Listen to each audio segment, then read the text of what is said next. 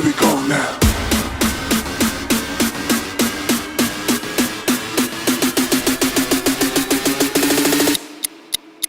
Here we go now.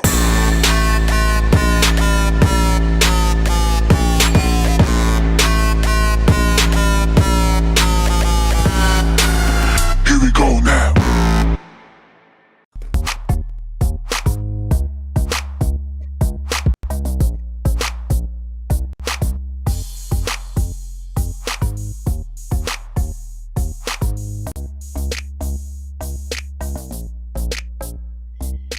It's Wednesday night, and here we are bebopping with you along the way. Lisa Ann Does Fantasy Bettor with my co-host, Howard Bender. Howard, how the hell are you today?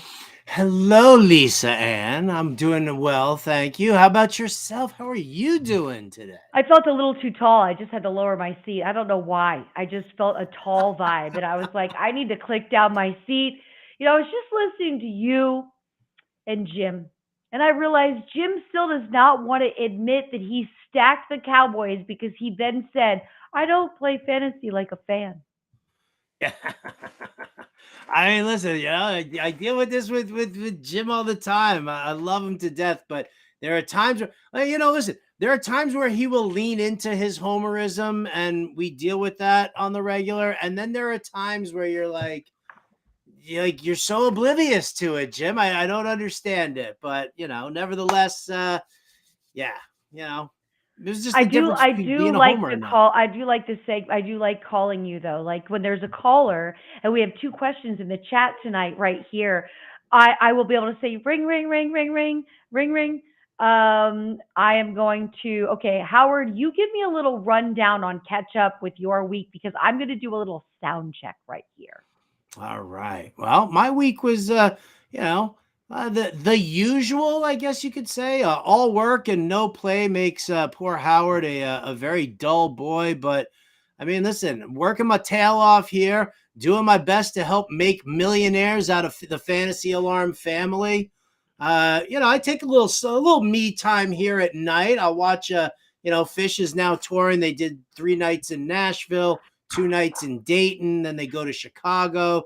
So I sit and I watch the shows at night to kind of decompress from my day. And, and that's kind of helps balance me out for the week. But this weekend, Lisa, I mean, this is the big one. It's Half Moon Bay Pumpkin Fest.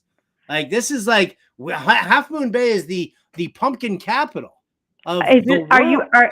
First of all, can you give me a sound check, Howard? Do I sound better to you right now? No, you sound a little weirdly echoey. I don't know what Okay. happened. You might have to leave and come back. That seems to be the I don't mean to be like Comcast and be like, could you unplug for 20 seconds and then plug it back in? Like, Okay, I love you're that right. kind of analysis. All right, everybody, you're going to handle this. You're going to handle the reins for me right now, Howard Bender. I'm going to leave and come back, everybody. I will go. Let me do this. All right. Well, we're going to see what happens. Lisa Ann's going to pop out. Howard's going to stay here. I know that you guys all came to see her and nobody came here to see me. But you know what? Listen, it is what it is. And sometimes, he's cute. Who's he? Yeah, exactly. That's right. I'll tell you who's cute. That's me. That's me. Listen, we got a great show planned for you guys here today. You're obviously not going to want to miss it. Lisa Ann's going to catch us up on everything that's been going on with her. We're going to talk some NFL news and notes. We're going to go through all the different injuries. I mean, we haven't, we got to hear Lisa Ann's take here. Look who's back. How do you sound? I don't know. You tell me. Do I You sound wonderful. Oh, yay. That is the answer. And remember, there was a time in our lives where we actually would sit on hold. There was no chat person to ask you 8 questions that didn't fit into your category. So you actually sat on hold with the cable company. And what did they tell you to do? Have you unplugged your cable box? So you were right. Stepping out and coming back in is the answer. And yes, I am right here with you. I'm sorry I didn't catch anything about the Pumpkin Festival, but I didn't tell anybody. I saved the Pumpkin Festival's talk for you. Come on. Okay. Well, you share the Pumpkin Festival and I'll share what I did over the weekend. Well, I mean, listen, the Pumpkin Festival hasn't happened yet, but Half Moon Bay, as the pumpkin capital of the world, puts on quite the extravaganza, including a pumpkin pie eating contest, several weigh-offs of very large gourds. And I mean, there's just, I mean, it's, you know what it is? It's like they took like a New York street festival and they chucked it right into Main Street of Half Moon Bay. It's a little more artsy fartsy at times, but overall, you know what the festival circuit, like the street festival circuit's like. A lot of, lot of socks for purchasing. Maybe if you're doing some underwear shopping, you can, pick something up off the table, the discount table. It's a fun time there. It's a little more artsy fartsy here, but you know what? Who doesn't love a good, a good small town kind of pumpkin festival type vibe? So, we all want to know, I'm sure everybody, and thank you for the sound check. Everyone knows this is important to me. They give me sound checks when I do my Facebook lives, my IG lives. We all want to know, Howard, will you get a pumpkin that you carve for, say, trick or treat? No, I don't believe in pumpkin violence like that. I try to stay away from it as much as possible. Well, my wife, when we closed the club, right, like during COVID, she hooked up with our neighbor down the street who used to be the mayor of Half Moon Bay. He also happens to be one of the larger pumpkin distributors from Half Moon Bay. So Deb was slinging pumpkins, for I don't know, I guess it was like 2 seasons that she was working over there. And so, like pumpkins for us now, apparently there's like a whole world of pumpkins out there, Lisa Ann, that it's not just the orange jack-o'-lantern type things. There are different colors, different shapes, different sizes. Some are called starburst pumpkins. I mean, there's just like a whole world that I did not know about. So to violently carve one's eyes out and eat the entrails, it just doesn't do it for me. I get it. I completely understand that, and I won't make you do it. And yes, there are multiple types of pumpkins. And you'll know this when you see someone like, let's say, Oprah, who does a beautiful display for Halloween, and they're all different colored pumpkins, like coming off a patio down the steps. It's fabulous. But I spent 72 hours in Sicily, Italy this weekend, Howard, and I wasn't sure if I filled you in on the fact that I was going to Italy last weekend. You did not. You did not. Yes, last week we were filled with there was some drama going on in your life, people we wanted to, just kind of not deal with. How did you end up in Sicily for the 72 hours here? When did this all come about? So, for the past year, I've been working on this whole thing. I'm bringing wine from Sicily, from a winery in Sicily, to the US, private labeling. We went through the whole which of the grapes I love the most. That was like last December, was the beginning of this process. And one thing I've learned in business is, keeping the secret is sometimes the most important part, right? Not letting your branding get out, not letting anything get out. Well, I had to learn a lot over this past year. The license, the labeling, the customs in one country has to approve your labels, and the customs here has to approve your labels. Then once that's done, they have to be printed there, put on the bottles there, so that when they go through customs here, my wine arrived in the US last week. But last weekend was the final harvest for next year's grapes. So I just wanted to go and be a part of the harvest and really learn about every step from taking a grape off of a vine to actually pouring a glass of wine. And I will say, immersed in Ganji, Italy, which is an incredibly small town, 2.5 hours from the closest airport, which is Palermo. And Ganji is a very small city built on the top of the mountain, tons of history there, less than 6,000 people. Stayed in our own apartments looking over the city. And this mountaintop city is just surrounded by vineyards. So my vineyard of 100 acres, incredibly beautiful space. I spent the weekend there, so Saturday and Sunday in Ganji. And then on Monday, drove down the coast to see Cefalù, which I had never been there, beautiful beach city, and then ended in Palermo, so we'd be close to the airport to get back on time so I could see you right here, right now. Well, I thank you for that. In your time of going from the grape leaving the vine to pouring yourself a glass of wine, did you have any kind of an I Love Lucy moment where you were stomping grapes for the wine? So I asked that because so many people have a foot fetish, and I told them that I thought we would sell more if I stomped it with my feet. And they were like, no, we don't do this anymore. It's not sanitary. We have machines for that. We don't let human hands touch this. All organic and pure. We Yeah, don't but want in to this wash it. economy, why not? See, I'm with you, Howard. And also, I really want to tie in the foot fetish thing, right? So I was like, there's a wine brand out there that's something like Bare Feet or something. And I'm like, so I brought all of this up. I was looked a little side eyed because some things get lost in translation. And I was only dealing with one English speaking person my entire time there. So, it did get lost a bit, but there was no feet stomping like Lucille Ball, but a lot of success, and I absolutely fell in love with the countryside, and I love Sicily.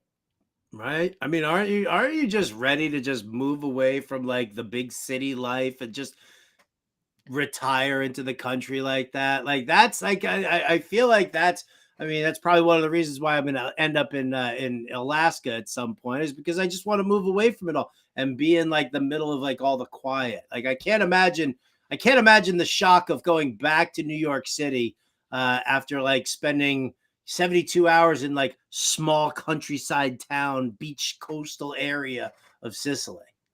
I slept with my windows and doors and everything open up in the apartment in Ganji. And the first night, believe it or not, they were having a local music festival, Howard, and it echoed till 3 o'clock in the morning, which I didn't mind because I'm used to noise in New York. But what was cool Mhm. about it was the acoustics and how it just kind of vibrated in between the mountaintop buildings. But then the second night, it was so quiet. I could hear like things buzzing around outside. I could hear a dog barking. It was probably like 30 miles away at a vineyard.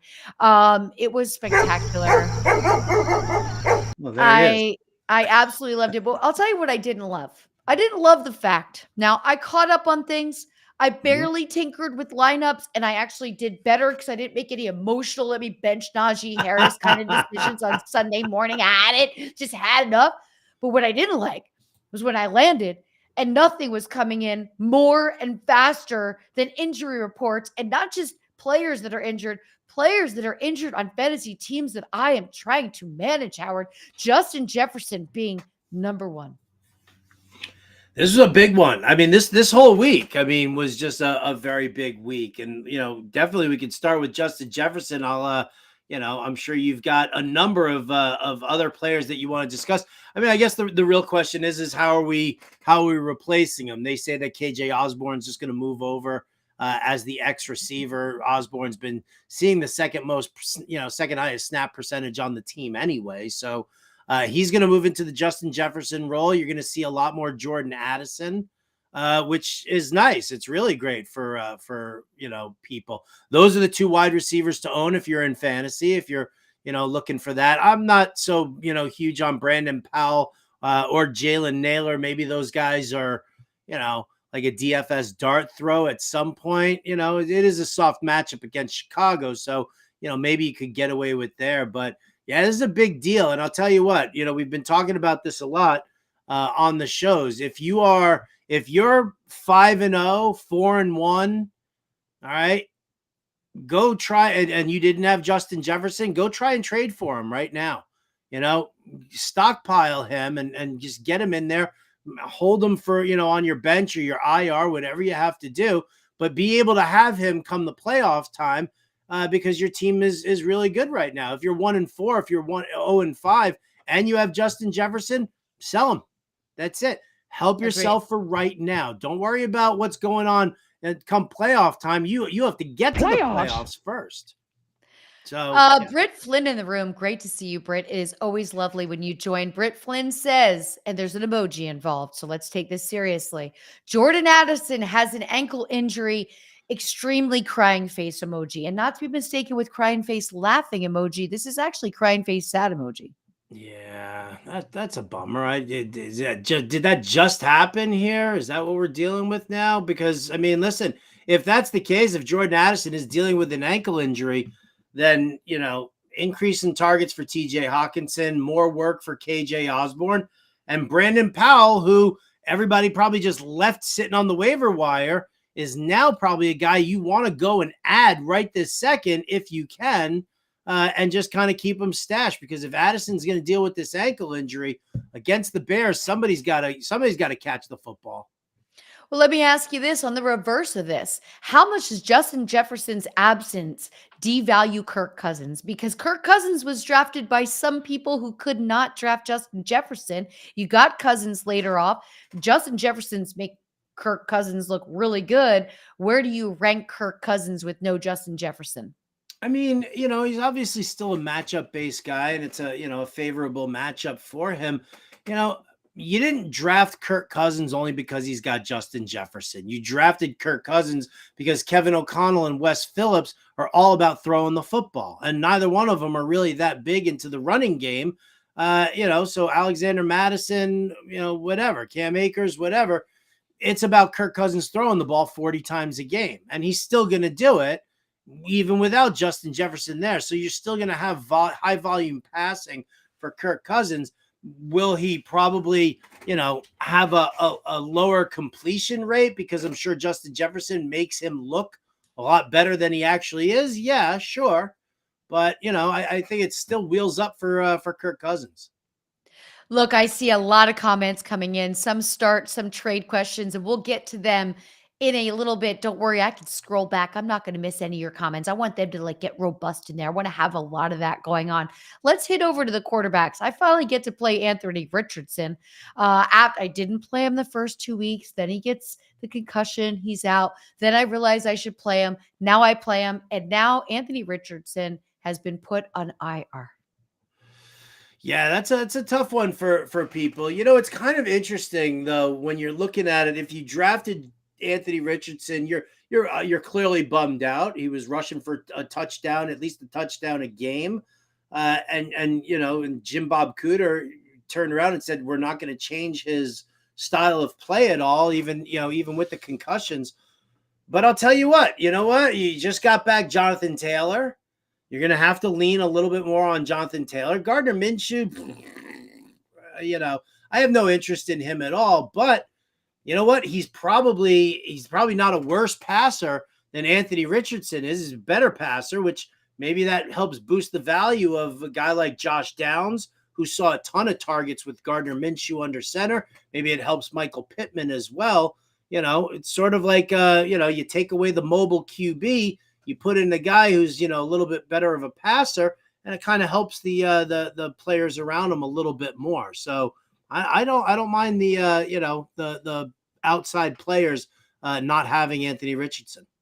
And those of you in here who want to be a part of our DFS challenge on DraftKings, we'll be talking about our chalk and who we may be playing. Minshew may be a little bit of a value, Howard, but that's something we'll get to. The link will be going out on my timeline. It's a free league, 200 players. It's a free challenge, 200 players. We do it every week, and we read the winning lineup from the week before on the show. So make sure you get into that. Other quarterback news, now I got to say, I've been sus on the two Jones quarterbacks for quite some time. And you know who I'm talking about. I'm talking about Mr. Daniel and Mr. Mac, but Bill Belichick says he is still going to start Mac Jones. I don't know what to say, but I don't have any shares, so it doesn't really bother me either. Yeah, to me, it's a non-starter. I mean, it doesn't matter. You could say that you're going to bench Mac Jones, and I still don't care. I don't love any of the offense that's going on over there for New England. The defense is getting all banged up and hurt right now.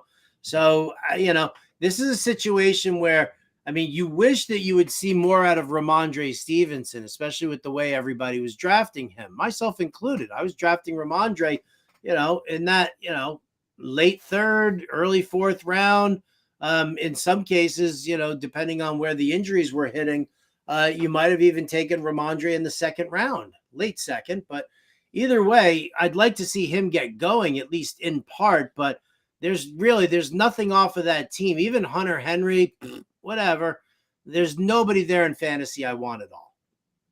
Can I just say, you really, that's triggering you mentioning Hunter Henry. For many seasons, I've been a huge Hunter Henry advocate, really believed in Hunter Henry. And this was a season where I was like, I am not doing this. No way. By week 2, I'm like, maybe you're missing out, Lisa. Maybe you should waste your waiver wire pick and, you should get Hunter Henry.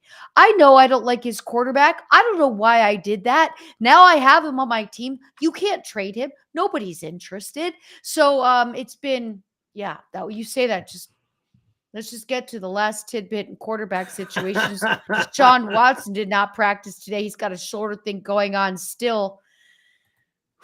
Let me get over the Hunter Henry thing. You try and get over the Hunter Henry thing. I don't know. I don't know if I can. Yeah, this Deshaun Watson situation is kind of a big crap fest too, because he's not going to play this week. It's going to be PJ Walker under center. This game total here, though, the lowest on the slate, 37.5 points. So either this is going to be like 31-3 San Francisco, or there's a lot more faith in this Cleveland Browns defense than meets the eye. And maybe it's like a 21-10 or 24-10 type of game. But either way, bad stuff for Cleveland.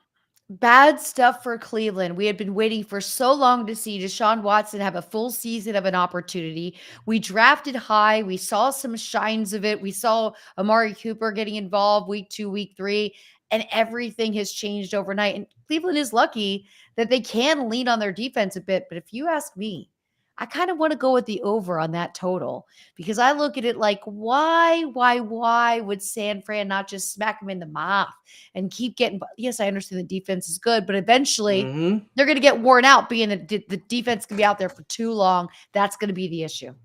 Yeah, I'm with you. I am 100% with you.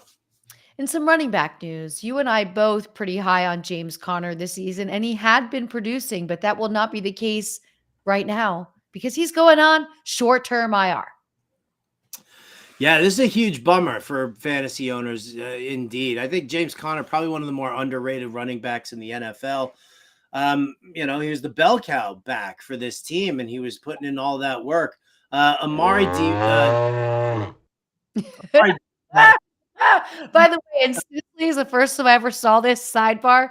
They have cow crossings on the streets because they're not fenced in. And if they want to cruise across the street, they just can. I had never seen signs before that had cow crossing. Oh, yeah. You gotta come hang out in farm country, right? It's crazy. Absolutely crazy. I guess the real question is it DeMarcado? What's going to happen with Keontae Ingram? The funny thing about it was that, Ingram was the number 2 behind James Conner before he started dealing with this neck injury. Yep. So he wasn't active last week, which is why DeMarcado got, all of that work. Now, the question is, this week, will you stay with DeMarcado? What if Keontae Ingram does come back? That's something that you kind of have to watch. But, it looks like DeMarcado is going to be the lead back for now. But yeah, trying to sort through this over the next 4 weeks is going to be a little bit problematic, especially if DeMarcado does not produce. It's an okay matchup for him. It's not a terrible matchup this week for Arizona, right, against the Rams. It's not a strong defense at all. So you've got somebody there. I mean, it's just a matter of really is how long if you're fine for 1 week, that's great. But can he do it for like 3 weeks? And that's always the concern. So you have to pay close attention or just stay away from the situation altogether if you have a better option. Miami Dolphins, you mentioned Devin Achan. He really messed us up. He made us all super insecure about saying his name, and like A-Chain was fine. I mean, we liked it. It flew off. And now every time I hear any of us try and say it, we like second guess it, but did not have him, though he was ganked from me, a pick before me in the Queen's Classic. He's going to miss multiple weeks with a knee injury, which he has been so productive for fantasy team managers that I think you're going to have to start paying attention to your lineup a bit more, because you're not going to get those kind of points from just one player possibly. No, you're definitely not. You're definitely not. This situation kind of bums me out a little bit. I had a lot of emotional. Well, I had a lot of, it's 2 weeks in a row right now that I lost a running back in my main DFS lineups. right? Javonte Williams last week, 2 weeks ago. Now it was James Conner. So, I mean, it's not that I'm like gun shy about choosing a player. It's about the fact that, I could have made money at DFS last week. Instead, I broke dead even because my GPP lineups just, none of them hit, but my cash lineups won and covered those losses there. So it was just kind of like, because I always enter every, when I play, however much I put into a GPP, into GPP tournaments and lineups, I put that into cash games as well, because I have a lot of confidence in cashing in, like a 50-50. And then that kind of covers my, my costs. So still, you want to do more than just break even. Yes, this is the world we're living in. At least you didn't lose. You should be happy about that. Colts coach Shane Steichen said the team is going to ramp up Jonathan Taylor's workload week 6 versus the Jags. Can I tell you a little sweet story? Did not take Zach Moss out of my lineup in the league Queens Classic where I have Jonathan Taylor. And again, that was just I'm in Italy. I'm thrown off by the time zone. I don't have great Wi-Fi. I got to say, when you're on the top of a mountain, in a town of 6,000 people, the spinning wheel is spinning a lot. Like you are waiting a lot. So I was like, if I tinker, is it going to save?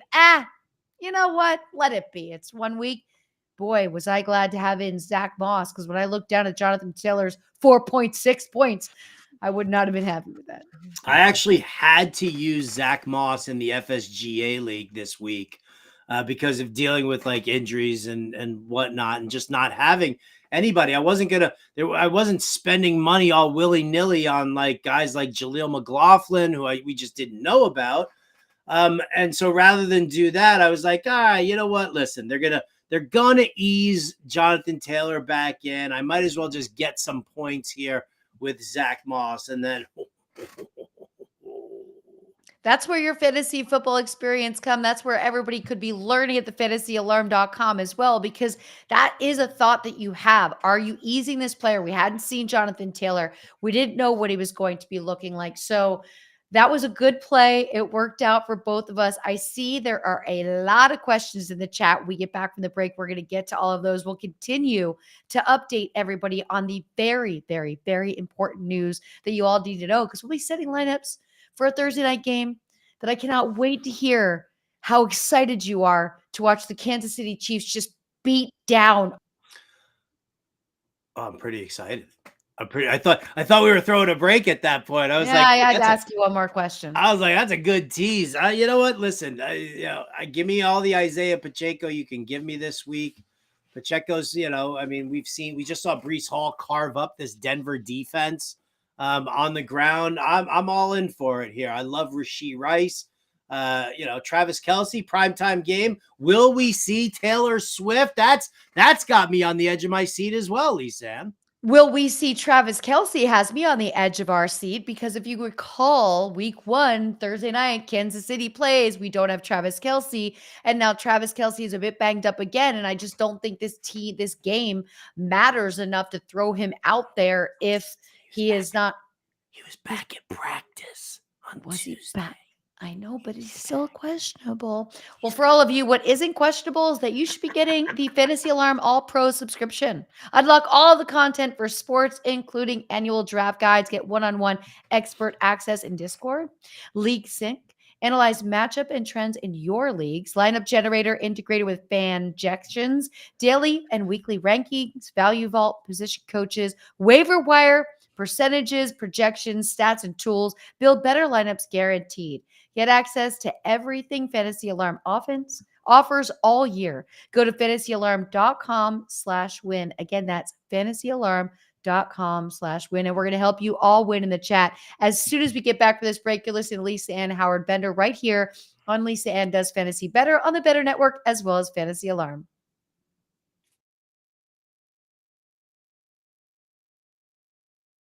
What can we expect for you out there on the track tonight? Listen, I have a wife, 2 kids. I have, full-time jobs. I'm never nervous. I don't even know what that word means. Can you explain what nervous means? No. I'm ready to have fun. I've never done anything like this before. I got asked to be a part of this.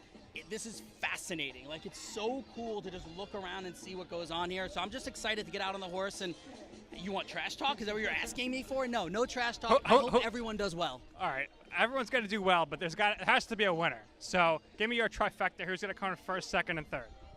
Your heat. I will go Maria 1, me 2, Willie 3, Moose goes 4th.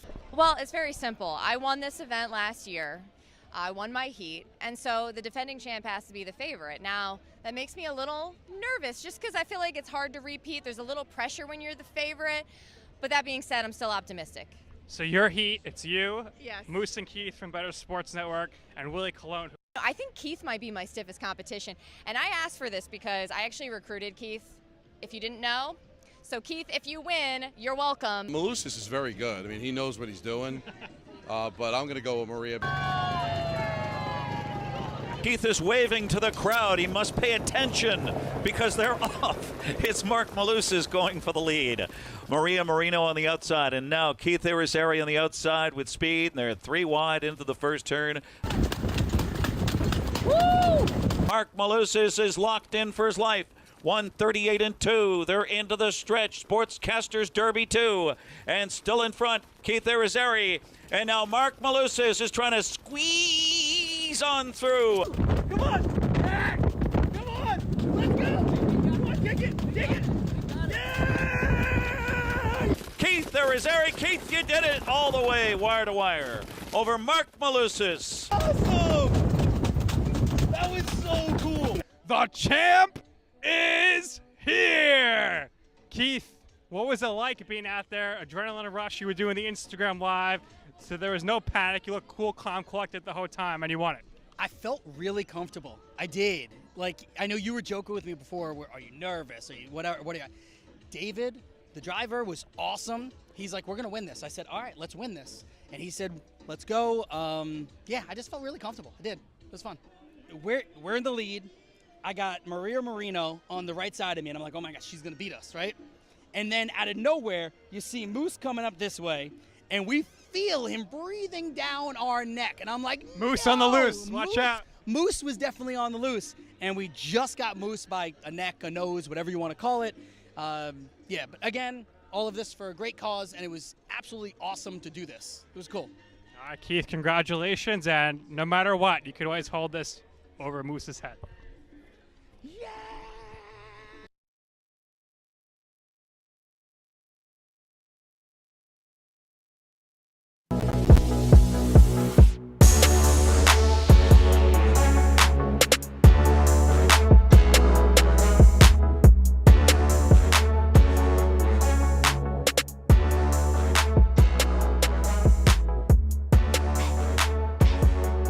And we are back right here on Lisa Ann Does Fantasy Bettor. Myself, Lisa Ann, my co-host Howard Bender, streaming live on YouTube right here at Better Network, as well as at Fantasy Alarm. Howard, I think it's time we help the people because, you know, this chat is robust and exciting, and I don't want to leave anybody behind. So I've scrolled back to get to our first important question of action. Are you ready for me to throw this to you? You had me at robust. Okay. So first and foremost, is Derrick Henry a buy low or do I stay the F away? Thank you, Leo. I like the F away. It's appropriate. Is Derrick Henry a buy low? We do know that Derrick Henry does like to heat up when it gets colder. We've seen this season after season. Or would you say stay the F away?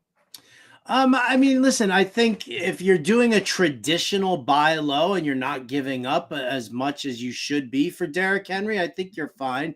There are rumors that he's going to be traded before the NFL deadline, and that's in a couple of weeks. So I think he thrives more in a place that has a stronger offensive line, better passing game behind him so that he's not dealing with excessively stacking the box against him. So, I mean, I think if you don't have to give up too much for him, then I'm okay with that. So what you're saying is Derrick Henry is going to have more value when he's on a better team. Oh, yeah, absolutely. And if someone can get hashtag analysis. Yeah, hashtag analysis. And if someone were to get a value and just be able to not use him right away, if you know that you can sit with Derrick Henry and wait this out, I do think it's a good idea to buy low. Next question. Bronson says, trade Michael Thomas and brace yourself here, Howard, because this is going to be very personal to you. Trade Michael Thomas and Sutton for DK or Zay Flowers or Garrett Wilson or Terry McLaurin or Jacoby Myers. So packaging up those two, Bronson, I want to know, were you planning on only getting one of the others? Because DK would be the only value to me, or Terry McLaurin. I like Zay Flowers third. Garrett Wilson, we still worry about Zach Wilson. And Jacoby Myers, the only reliable thing is the law firm, not Jacoby Myers himself. That is true. That is true. Michael Thomas and Cortland Sutton for DK Metcalf, I think, is a good deal. If you can get that, sure. Thomas and Sutton for any of these other guys is a little bit of an overpay. Even Garrett Wilson, who's an elite level wide receiver, is just sitting with, not an elite level quarterback. Yeah. Right. Exactly. But that's about it. I think 2 for 1 for any of the other guys is a little bit of an overpay. What you can do is maybe find out, maybe either Michael Thomas or Cortland Sutton, and upgrade somebody's tight end position, and then maybe you take like Zay Flowers or Garrett Wilson. But that's about it. Hopefully that was helpful to you, Bronson. Our friend Jeff that's at Script Daddy says, was DeMercado a good waiver wire pickup with Connor going down? Yes, he was. Yes, he was. I mean, I don't really think there's anything to really elaborate about it. He's probably going to share the workload at some point with Keontae Ingram, but DeMercado should be the lead back right now in Arizona. Yes, good pickup. Okay, we've got one right here from Cross something. I want to ask a few questions. Would you trade Nico Collins for Derrick Henry? Achan is out and I need a running back. I don't use Collins because I have 3 good wide receivers. Then it's a no-brainer. Absolutely. Of course you do that. If you don't have a decent, running back in there to throw in, and you're not using Collins, you might as well throw him in there for Henry. Absolutely. Here we got another one from our friend Dylan. It's a trade. It's full PPR. And by the way, it's so lovely when people give this kind of detail. It makes it so easy for us. Full PPR trade. Hopkins for Joe Mixon. My running back depth is Pollard, James Cook, Herbert injured, Spears. Wide receiver depth is Diggs, Ayuk, Hollywood, Michael Thomas, Hopkins, Tank Dell, and Josh Downs. Yeah, Dylan, make this trade. Absolutely. If you can give up Hopkins and get full running back like Joe Mixon, I think it's definitely worthwhile. Mixon's averaging like 15 to 17 touches per game. Not a lot of running backs out there who get, even that kind of volume. That's not elite level volume, but it's still strong enough for that to happen. So yeah, I love this trade for you here. Grab Mixon. And as we were worried about Travis Kelce, our friend Jeff would like you to know something I already knew, that Travis did get a visit from Taylor Swift for his birthday, the day after his birthday. So we're sure he's fine.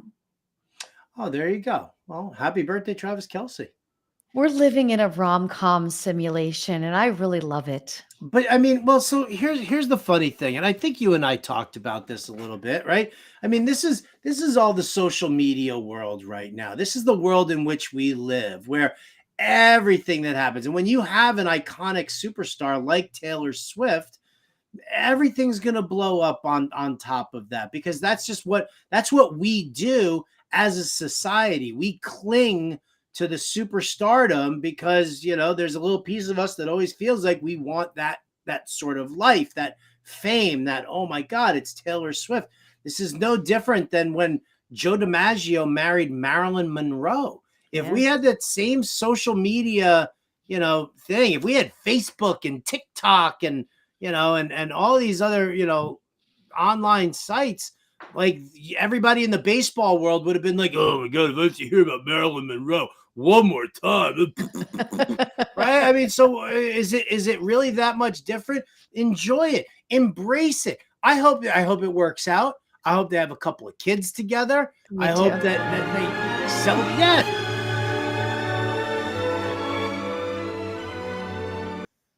I'm 100% in for this. And the people who are like, getting all pissy about it, please, there's so much more stuff in the world to get pissy about worrying about Taylor Swift, infringing on your Sunday Night Football coverage is probably the least of your concerns. I completely agree. Everyone should just stop drinking the haterade. That's all they're doing. We got a question here from our friend James. Question is, Van Jefferson worth more of a look now that he's an Atlanta Falcon, or should I be looking elsewhere on the waiver wire? Elsewhere. Yeah, I agree. Like Van Jefferson, listen, even you could say, well, he was never going to go beyond Cooper Kupp or Puka Nacua. Yeah, of course not. He wasn't. But now you're putting him on a team with a low volume passing offense. And I don't care that Desmond Ridder threw for 329 and a touchdown last week. He did it because everybody in San Francisco said to the media, they were like, well, we know we don't have to worry about them, throwing the football because all they do is run. And, and they basically said that Desmond Ridder wasn't a good passer. And so what happened was D'Amico Ryans had Desmond Ridder, Arthur Smith had him passing a significantly, greater amount. I don't think that lasts. Atlanta has to stick by the run. You got Drake London and Kyle Pitts who are fighting tooth and nail for any kind of targets, right? They're like little Oliver Twist being like, please, sir, I want some more. Right? That's what they are in Atlanta. Those are the pass catchers. So now you're gonna have Van Jefferson throwing in there. Please, that's just another derelict kid you just want to kick away. Yeah, it's the Bijan Robinson show, no doubt. This was a unique situation last matchup, which of course made people feel there would be more offense in the air. But I'm with you on that one. And Van Jefferson had an opportunity to work with Matthew Stafford, who we know if he trusts you as a player, he's going to get you the ball. And obviously, I know this because I did draft Van Jefferson. Obviously, he doesn't trust you because you're not getting any targets. So there's a little bit of that. All right, Killer Quick says, with Achane on IR and Gibbs probably not playing, do I start Roshan Johnson if he clears, Jay McLaughlin or Antonio Gibson, or drop Downs or Tyler Boyd and pick up Tajay Spears? No, I think I know that Javonte Williams was back at practice and we expect him to play. I think, if Roshan Johnson clears concussion protocol, then I think you're fine with him. I mean, I don't like the fact that McLaughlin plays on Thursday. And so you need Roshan to clear concussion protocol. Maybe I'd drop Boyd before I would drop Downs. We saw Downs end up with double-digit targets with Gardner Minshew under center. So Boyd, who, I love him as a wide receiver 3 in Cincinnati, Spears could protect you there. I wouldn't hate on that. I would actually, truth be told, I'd probably drop Gibson before I'd drop Boyd. We got another one right here from another friend named Tyler. Well, first we'll go to Scott Powell, who wants to know if us guys, meaning me and you, think the Cowboys should let Dak Prescott go. I just don't understand the question because in the contract terms, I don't really think this isn't like, I'm working at Target. I'm not on time. I don't fold things properly. They should let me go. This is a little bit more complex than that, especially with the quarterback quandary that a lot of these teams are having just by using a backup, having another backup. Let's talk about the Cowboys facing the Chargers, who have Kellen Moore, who I think can game script out the Cowboys. And your thoughts on Dak Prescott's ability to be a better, more accurate, less interceptions kind of touchdown? The problem with Dak Prescott, Dak used to be back in the day when Dak first got drafted and Dak was first there with the Dallas Cowboys. Things were looking great. Dak was a great cash game play in DFS. He had the rushing upside. Then he broke his ankle into like a million pieces, and he's never recovered from that. So he doesn't run as much as he used to because he's just not like that, and he's turned into more of a pocket passer. And it just doesn't agree with his style. The problem is that where are you going to go if you're Dallas? I know that you've got Trey Lance, but Trey Lance has not shown enough, even remotely in practices at all, to warrant that change. Do I think that they should move on from Dak Prescott? 100%. But you're not going to do it this year. No. Yeah, moving on is something that needs to be thought out, planned out, done better. We do know that Dak has the receivers. I don't know if the lack of Zeke has made him feel less secure, but I would agree with you. When Dak first was out there, we knew we were going to get some rushing yards. That's completely declined, and his confidence seems to be a bit broken. Luckily for Dallas, the defense is good, but I'll tell you, nothing was worse than when I did get internet during a tour with an English-speaking tour guide on Sunday that I'm just watching turnovers pop into my phone. I was like, this is not what I want to hear from my Dallas Cowboys updates while I'm out on a tour in another country right now. Can you just stop that? Just turn off the updates. All right, one or two more here because we have some people now writing in all caps. And shit's gonna hit the fan when it's all caps. This is important. Before we get to all caps, guy, we're gonna go right here. James, don't worry about your grammar. It was perfectly fine. We figured it out. We got this one right here. Start Tua or Fields this week. Tua, Miami facing Carolina, Fields facing Minnesota. I mean, how do you take Tua out of your lineup? Boom. It's the greatest answer because I it's love right. what Justin Fields is doing, but I mean, give me a reason to take Tua out of your lineup. What you need to do is you need to trade one of them. I don't care which one you trade. Get the max value out of the situation here. But having them both sitting on your roster in a 1 QB league is a colossal waste of time. Trade one of them. That's your best bet. But should they wait? Should this team manager wait until bye weeks are kind of more settled, get through a bye week with one of these quarterbacks, and then put them out there for a trade? I'm the opposite school of thought as you, Howard. I always have 2 quarterbacks in a 1 quarterback league. Not only do I like playing the matchup, I like being confident during bye weeks, and I like not having to deal with the scrubs. I had injuries. I had one league where I had Derek Carr and Deshaun Watson. And so just trying to go out in the waiver wire, I'm looking at backup quarterbacks only. Like, what am I going to do with Mike White? Like, this isn't going to work for me. So it's been tough. I mean, it kind of depends on, what you drafted. Like, if you drafted Justin Fields this year, you drafted him in like the 5th round, right? Like somewhere like that, you made that investment. Unless Tua fell to a significant, spot lower, then you're taking 2 QBs in a 1 QB league too soon. Like you don't need to make that strong of an investment. You could have gotten, a 10th round Russell Wilson, who would have been just fine for the bye weeks. Like, Geno Smith wasn't being drafted early. You could have drafted him. So when you grab 2 guys like Tua and Fields, I'm not saying you only have 1 QB on your roster, but if you've got a guy who you just want to, like a clear-cut start, how many times, Lisa, if you're sitting there with Tua and Fields and you start going back and forth and you start playing the matchups, how many times in a 6-game span, 6 fantasy week span, do you think you're going to end up making the wrong decision? And the guy on your bench is going to end up outproducing the first guy.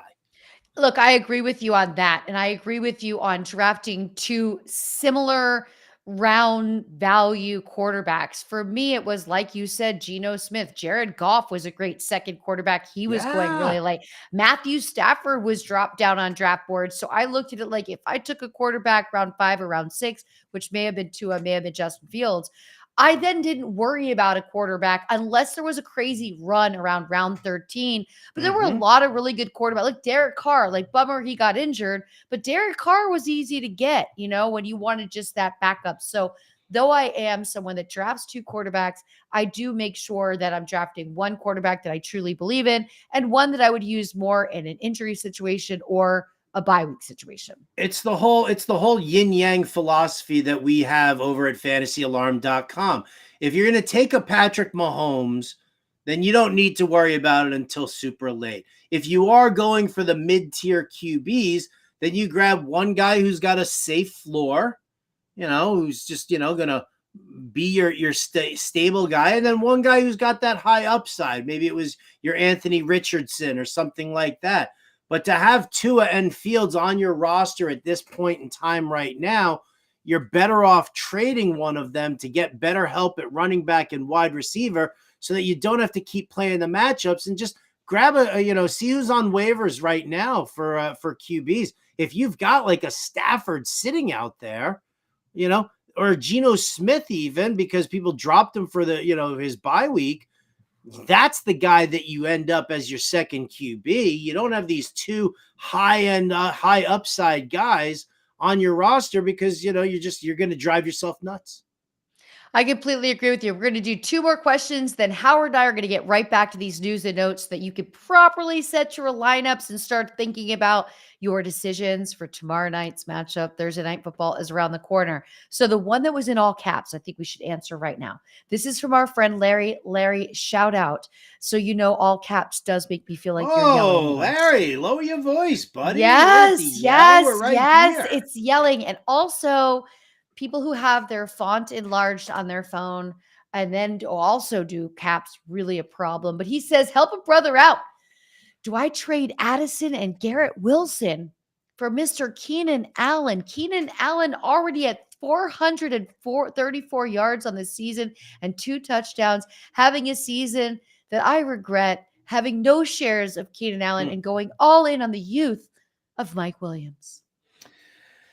I too was a Mike Williams guy as well, and that is a sad, sad moment there. But I mean, listen, if this is like a 10-team league, right? Then yeah, I think that you can definitely do this. If this is like a 12 or a 14-team league and you're starting 3 wide receivers and a flex, then I don't necessarily know if I would do it, even with Addison dealing with an ankle injury. But if you're like in a 10-team league and you're just looking to consolidate so that way you can just have stud after stud after stud in your starting lineup, then yeah, make that move, because as much as I love Garrett Wilson, he's just not at that level right now with Zach Wilson.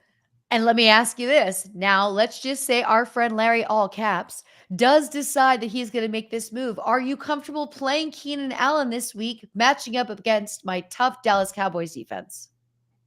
Yeah. Keenan Allen is another guy who I just leave in my lineup. And you don't even worry about it. Facing. I don't even care.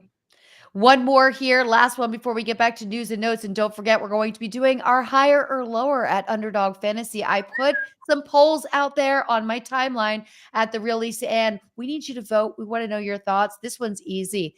Would y'all trade Tyreek and James Cook for Ken Walker and Kelsey? I found this interesting that James Cook is the only person that gets a full name. We even abbreviated Kenneth. I'm thinking T. Higgins, Kenneth Walker, and Kelsey for Tyreek and James Cook. I just can't let Tyreek Hill go. Yeah, that's a tough one to let Tyreek go. It really is. But I mean, listen, if you're talking about upgrading to Kelsey, significant advantage. I mean, it depends on who you have at your tight end spot. But I think Kenneth Walker is a huge upgrade over James Cook. And I think T. Higgins is a respectable receiver. So I don't hate this trade. I probably don't want to trade Tyreek unless I'm like I said, earlier, if you're like 2-3 or 1-4 and the rest of your roster is struggling, then yeah, then I will make that trade. But if you're like 5-0 and 4-1, unless you're dealing with like major injuries, then giving up Tyreek and James Cook is not the way to go. Let's get through a little refresh on some of these injuries. NFL Network's Bridget Condon reports that Austin Eckler has returned to practice. Do you feel good about putting him in your lineup if he's a full go this week, Howard? Because again, Austin Eckler is facing the Dallas Cowboys. Let's not forget. Yeah, but didn't we see that you could run on the Dallas Cowboys? Didn't we see that? I mean, 1 week you can, 1 week you can't. It's very up in the air. We don't know which Cowboys we get week after week. I feel like every week we win, the next week we have to lose. It's just the scales of justice. Yeah, I know. But I saw Christian McCaffrey kind of beat you guys up, and then Jordan Mason was ripping off some pretty good chunk yardage plays as well later on in the game. Even James Conner against Dallas had himself a heck of an effort there as Dallas's other loss for that. So I would, listen, if Austin Eckler's back and he's playing, it's without a doubt starting the lineup. You're not going to bench him. You're not going to keep him on the bench. It's not. Yeah. Nope. Let's go to some wide receiver tight end news here, Howard. We already talked about Justin Jefferson going on the IR. He's going to miss at least 4 weeks. Steelers wide receiver Deontay Johnson tells reporters he feels completely great and healthy. I don't like these things.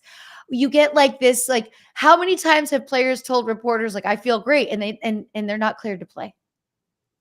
Yeah, well, you never let a player diagnose himself, right? I mean, I don't know what medical school Deontay Johnson went to, but I'm willing to bet that he's excited to get back out there and he's willing to probably, bite down on a little bit of pain in order to kind of make that happen. But the Steelers aren't going to throw him out there unless he's 100% healthy. So if he's there, I'm definitely going to use him. I mean, obviously Steelers are on a bye this week, but the following week after that, I'll take Deontay Johnson. I'll put him right back into my starting lineup.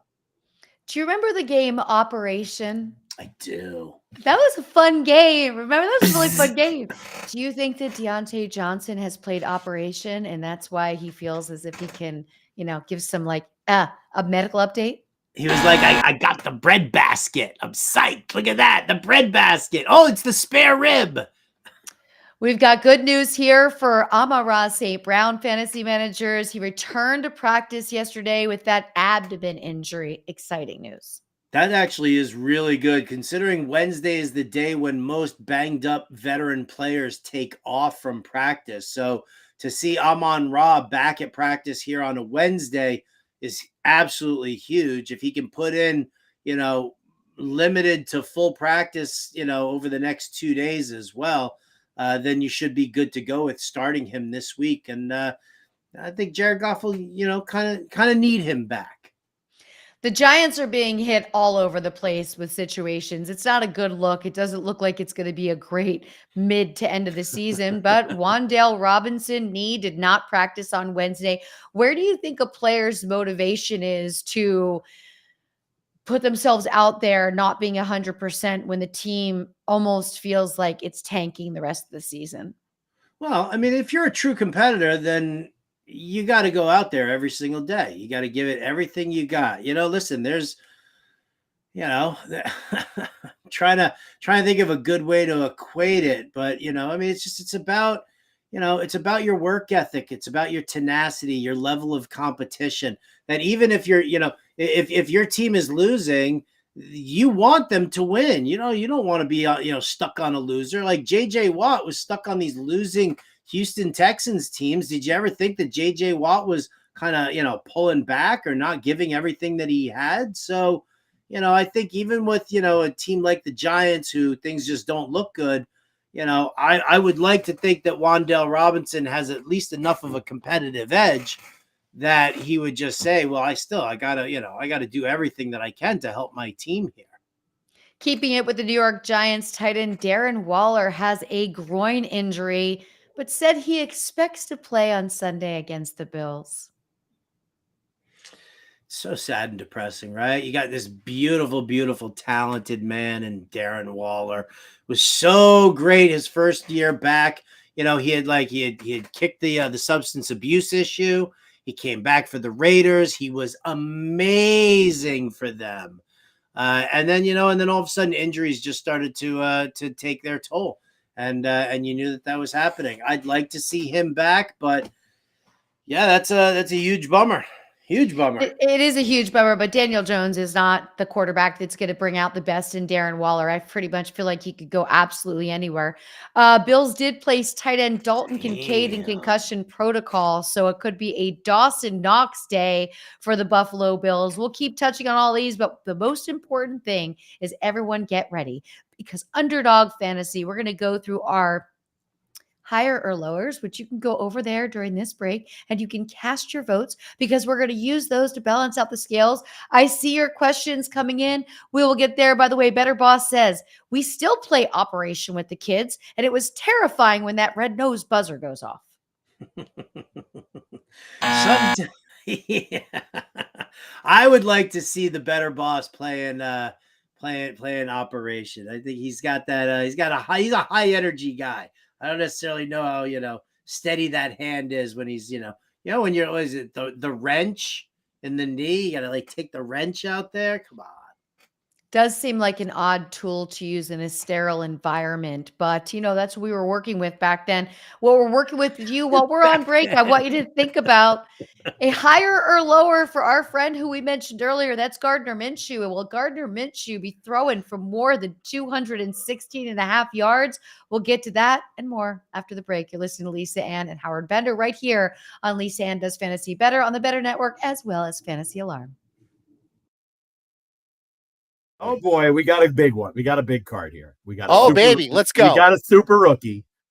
Ooh. Do you guys want to guess who the big card super rookie is? Because I'm going to guess exciting. somebody from the Dallas Cowboys, but I don't recall who were rookies in those particular years. So I'm going to guess Michael Irvin.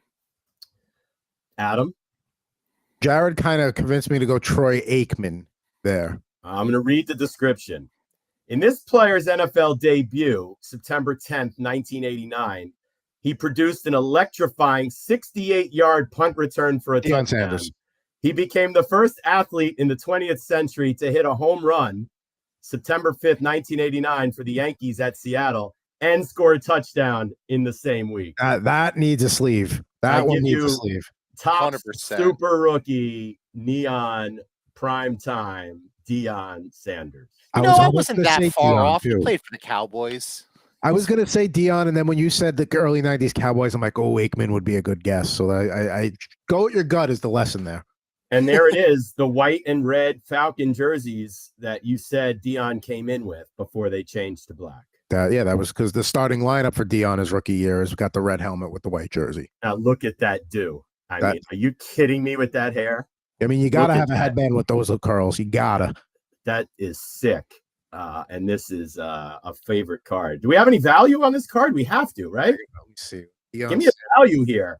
Let's see here on eBay. PSA 10 gem mint Deion Sanders, $149.99. And then a 9.5 is $6. So that guy might be a little bit then there's a much more reasonably listed one at $31 for a PSA 10. So it's got some value to it. Yeah, you might want to protect that one. It's in excellent condition. I guess we have to worry about, is it centered? Yes, that would be the next thing. All right, well, we'll go through the process there. Maybe I'll just frame that one as a great moment in this show's history.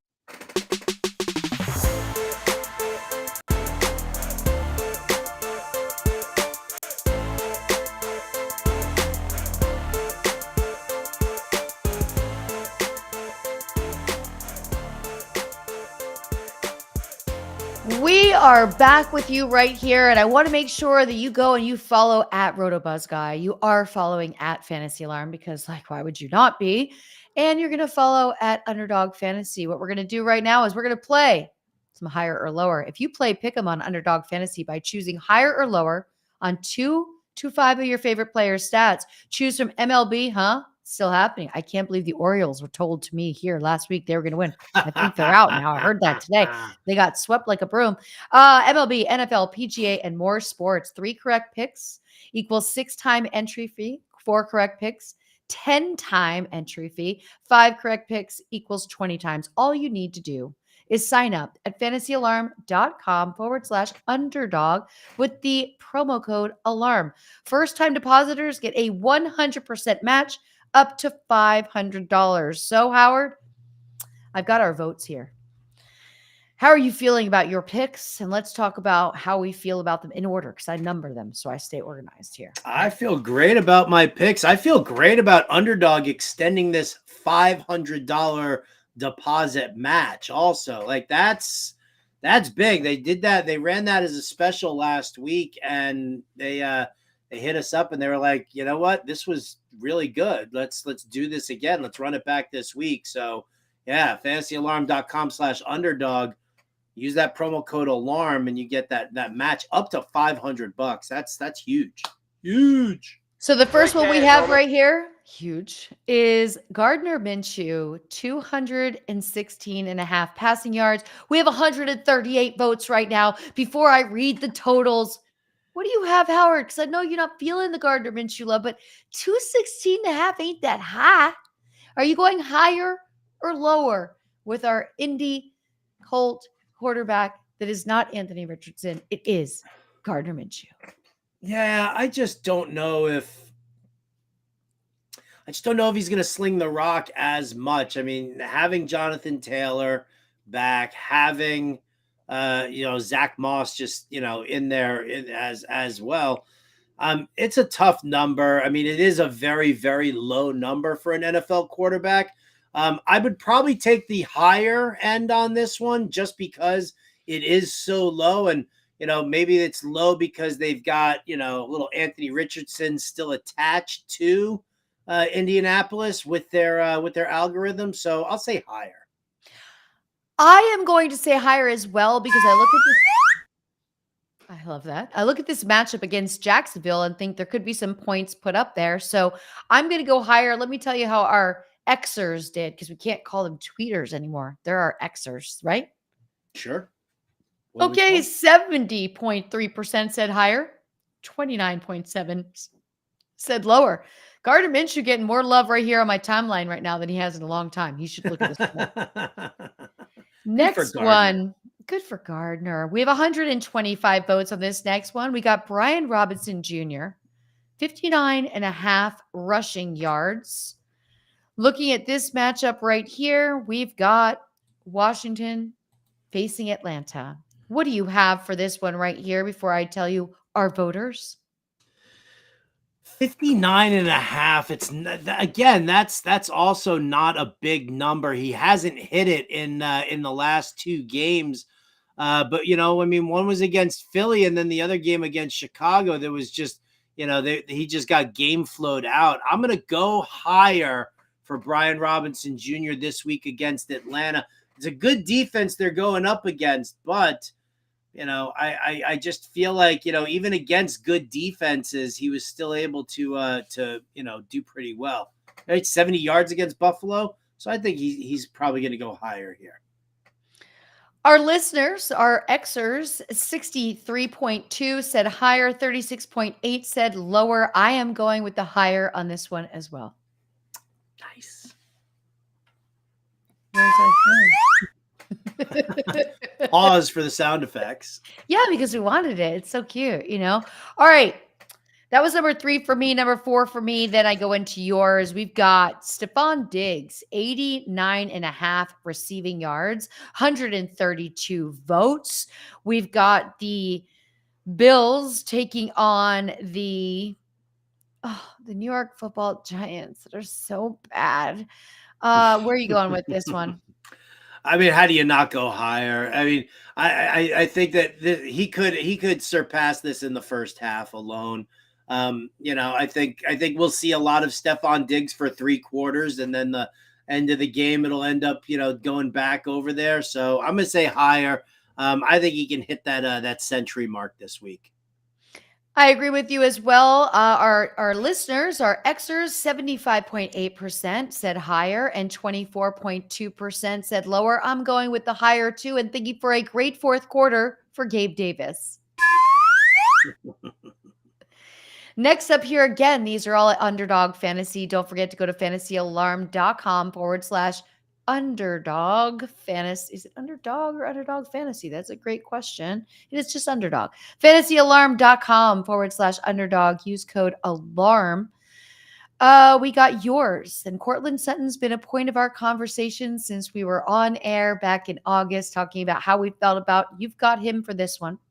Cortland Sutton, 3.5 receptions. That is tomorrow night's game up against the Kansas City Chiefs, who the defense has started to really show life this season. We've got 129 votes before I reveal what's your say on our guy, Cortland Sutton, Howard Bender. This is easily a higher one for me. I think Cortland Sutton, I mean, he's leading the team in targets. Last week was a terrible matchup. We knew it was a terrible matchup. It was going to be Sauce Gardner on Sutton the majority of the time. L'Jarius Sneed is not Sauce Gardner. And this Joe Lombardi offense, it funnels targets to the X receiver. That is Cortland Sutton. So 3.5 receptions, higher. And we had 62% here that said higher, 38% said lower. I'm with you. I'm going higher on the 3.5 receptions for Cortland Sutton on Underdog. Brian Burns with the timing on that one. Well done. All right, we got one more here. Geno Smith. Boy, this has been quite a story. 253.5 passing yards. We've got 127 votes, and this is the closest one out of the polls that I've run so far. What you say on this matchup as Seattle will be facing Cincinnati? The Bengals in Cincinnati. I'm leaning on the higher in this one here as well. I do think that the game flow situation that we're going to be looking at is, I think Seattle's going to come running the football hard at Cincinnati. Cincinnati gives up the second most rushing yards per game this season. They've also allowed 7 rushing touchdowns. You know, Pete Carroll loves running the football as much as he loves chomping on that gum. And so Shane Waldron has, as the coordinator, obviously capitulates to Carroll in that fashion. So I think we see a lot of Kenneth Walker early in this game. And then in the second half, in the third quarter, when Swaggy Joe starts to take over and he starts slinging that rock, and all of a sudden Cincinnati is really putting the pressure on Seattle, then I think Geno starts to throw the ball as well. And so 253.5 against this Cincinnati defense, which is not a strong defense at all, like revamped secondary. It hasn't been working for them at all. So higher for me for Geno. I'll tell you what, this is the first one that we've gone the opposite here. We've got 48.8% on higher, 51.2% on lower for Geno Smith at 253.5 passing yards. I'm with you on this one as well, but I think it's interesting to see no one still believes in Geno Smith. Everyone's looking at Cincy as the stronger team here, but I just love the consistency of the weapons that Geno Smith has to work with between DK, Tyler, Kenneth Walker. So I'm going to go higher with you as well. And just remember, Lisa Ann, that all those beautiful hotels in Vegas were built on the public being wrong. Very true. It's very, very, very true. Let's get to some of these questions in here so we can stay on topic. He's got so many great questions and so much coming in. If you have a start sit question, throw it here. We've got Nico Collins or Jacoby Myers. Who would you start this week in this situation, Howard Bender?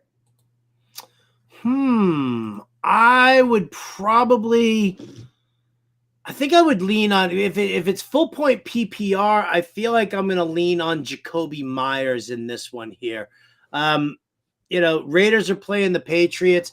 Patriots defense has just gone to crap with the loss of Matthew Judon, the loss of Christian Gonzalez. Houston's in a good spot here against the Saints, but are they? You're going to have Nico Collins dealing with Marshawn Lattimore the entire time. Why not just buy into the revenge game narrative of Jacoby Myers? Higher. Why not? Why not? Okay, James has a second question. I have 3 players on my bench to put in my flex spot in my standard Yahoo league. James Dalvin Cook, Isaiah Pacheco, or Zay Flowers. He needs one. Oh, you love Pacheco this week. I do love Pacheco this week. I love Zay Flowers in general. I love Zay Flowers against Tennessee. I don't love Zay Flowers against Tennessee in London. I don't want to have to rely on that and talk about jet lag or anything, in there. Denver's run defense is terrible. All right, they're giving up the most yards. The Bengals are giving up the second most yards. The Broncos are giving up the most yards per game on the ground. They've given up a ton of rushing touchdowns.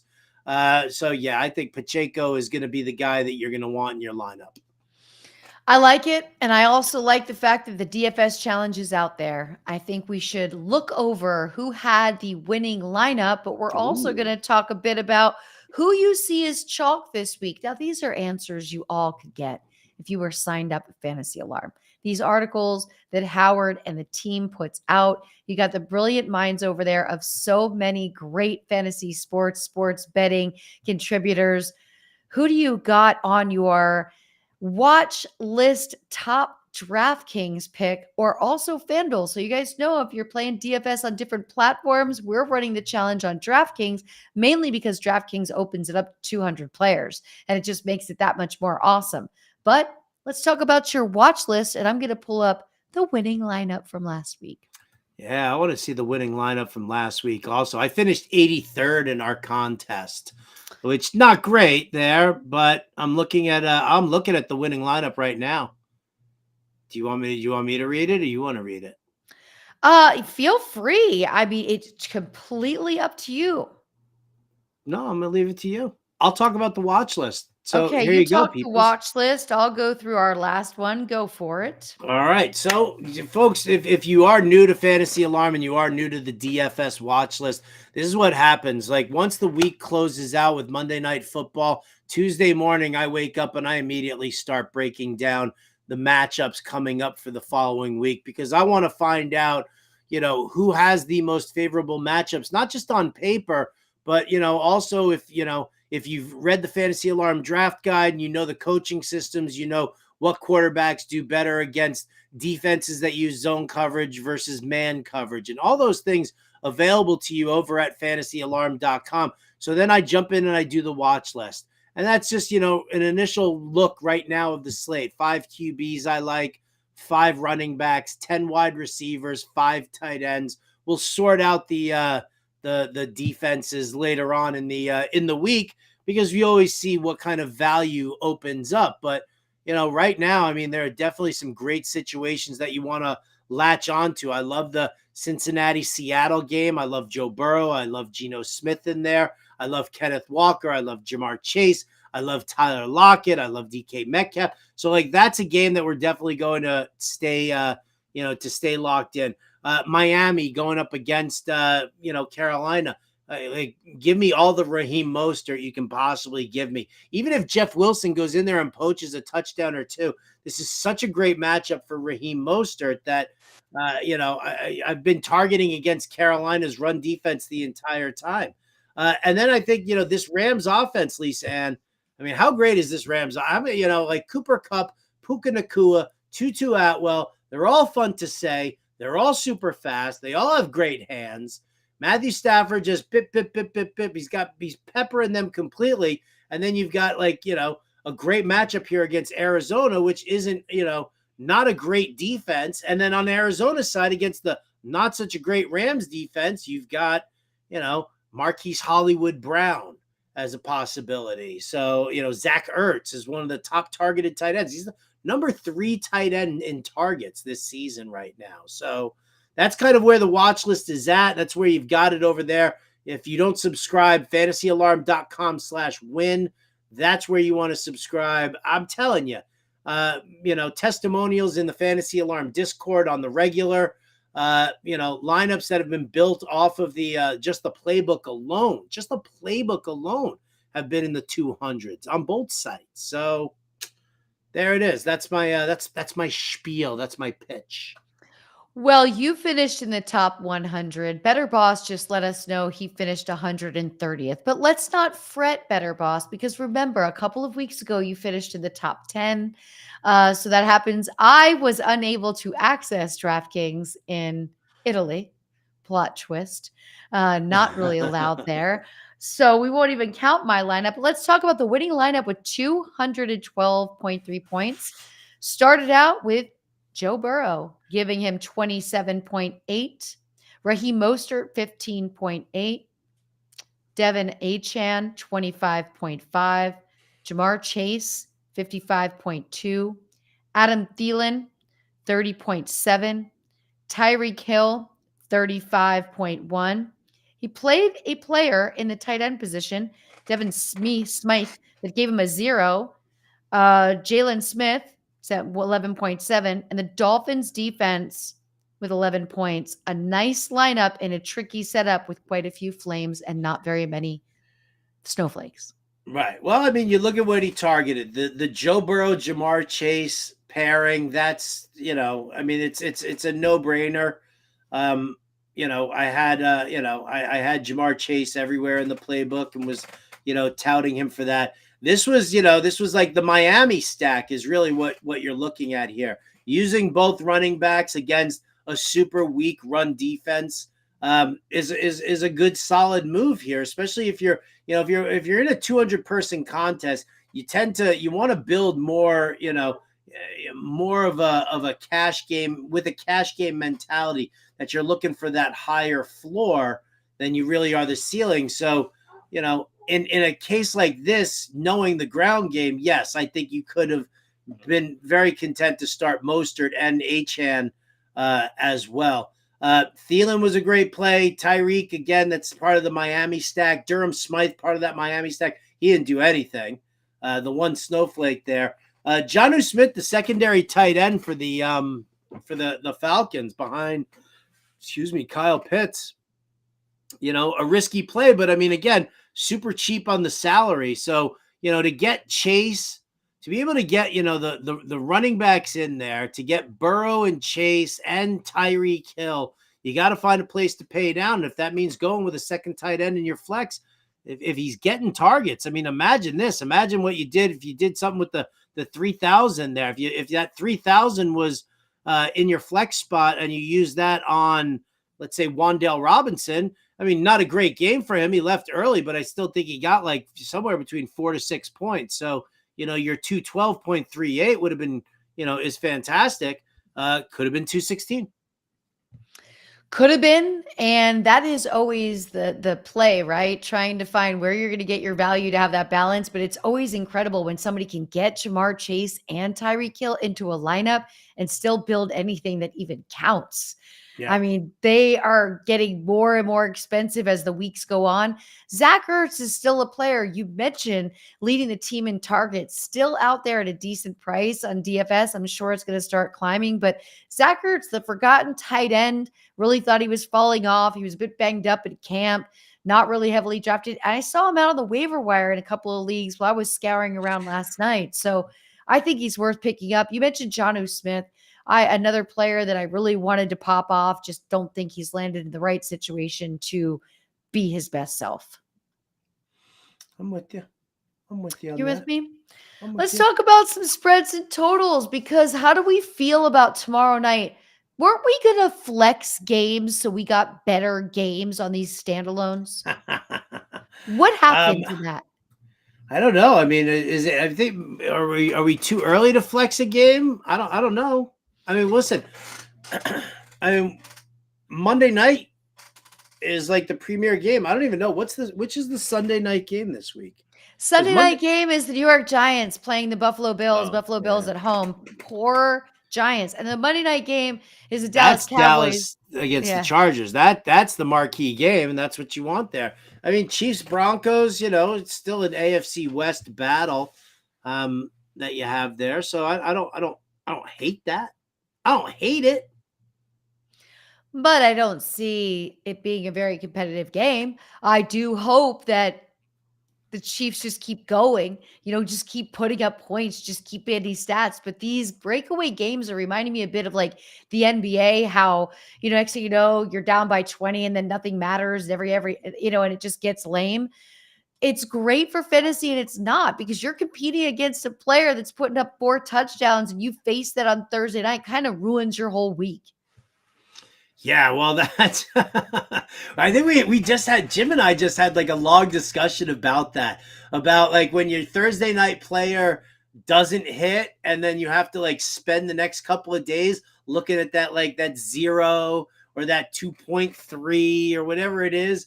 But on the other hand, when you have a guy like, I remember when David Montgomery on Thursday night popped, you're just like, yeah, 37.5 points right there. Thursday night football. I'm in the lead. You had to see Jim with, because it happened, he and I were playing in the military appreciation draft that we did. And he had DJ Moore going, right, against me. So DJ Moore went bonkers, 40 plus points. That was Thursday. And then after the Sunday game, he had Josh Allen, Travis Etienne, I think he also had Dalton Kincaid, who didn't score any points, but Allen went off, ETN went off, and he like screenshotted me a picture with after the 2 games have played, he was up like 104-0. Oh. And you know what Jim's like when he's got that kind of a lead. I mean, I don't even want to look at my lineup at that point. I don't even want to look at it. You already faced that. I already accepted it. I'm just moving on to the next week. But you know, the funny thing, I finished in that league. I thought like legit I had a chance. But like CeeDee Lamb was like a turd burger, as was the whole Dallas offense there. And so I didn't get that chance, but I scored the 2nd most points in the league that week. Okay. So I would have beaten everybody else except for Jim. So I take some solace in that. I mean, Howard, didn't you teach me something about hope many years ago? Oh, yes, hope. indeed. I did. Well, a little lesson my great-granddaddy always used to tell me, right? You can wish in one hand, hope in one hand, and shit in the other, and see which one fills up first. Hey, everybody, an old man's talking. Brian Burns. Where's your mom tonight, Brian Burns? Did you not in the chat? Remember, she joined us last week. Speak for yourself, Brian, because we would like her here. We would like to give her personal invites because we loved it when she was in here because she was kind of giving him a hard time. Yes. And with the almighty crickets, we got to get to some spreads and totals. We are going to also answer your questions, Better Boss says, or when you look at Fields and Moore in your lineup on a huge Thursday night, but then you still lose. Oh, well, that's just being a mush. Yeah, that's just not great. We're going to talk about these point spreads that you don't want to miss. We get back. Before, I want to remind you all to get the Fantasy Alarm All-Pro subscription. Unlock all the content for sports, including annual draft guides. Get one-on-one expert access in Discord. Weekly waiver wire percentages, projections, stats, and tools. Build better lineups. Guaranteed. Get access to everything Fantasy Alarm offers all year long. Go to fantasyalarm.com/win. We'll be back with you. If you have any last minute lineup questions, you got 30 more minutes to ask them. Throw them in all caps if you think it's more important than other people's. We'll definitely get to them. And we're going to get to some team totals, some spreads, and some games that we want to bet this weekend. You're listening to Lisa Ann and Howard Bender right here on Lisa Ann Does Fantasy Bettor on Better Network and Fantasy Alarm.